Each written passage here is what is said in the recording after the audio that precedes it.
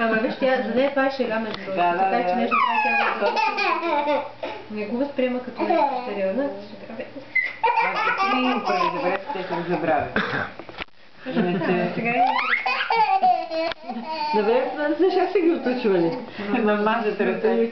Намажа си вътре и като си пък не знам. малко е тук гледат ръки, ще Дай.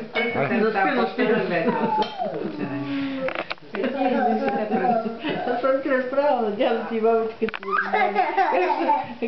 Как са намерили децата там. Да, бе, ти си разправя 20 пъти в не си научила тая баба ми. На село на времето са приспивали децата с вина на попара.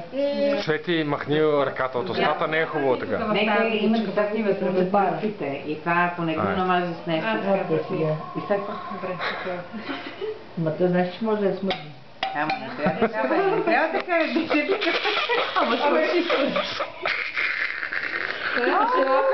Ти разбрава? Батъчника в поста. Цвети, оближи си пръстите. Сладни ли това нещо? Сладни. Хареса ли ти, Цвети?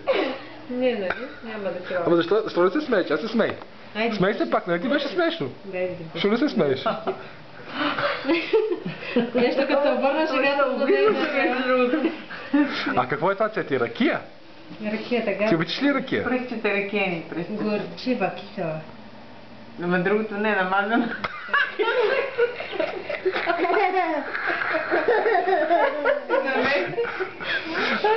Айде с другата ръчичка, с другата ръка, с другата ръка. На всичка вече ще и топкаме ръчичка. С другата ръка. Не, с другата ръка, с другата ръка. Не си ги извъркай. Ма не е красиво така, не е красиво. Не е красиво така.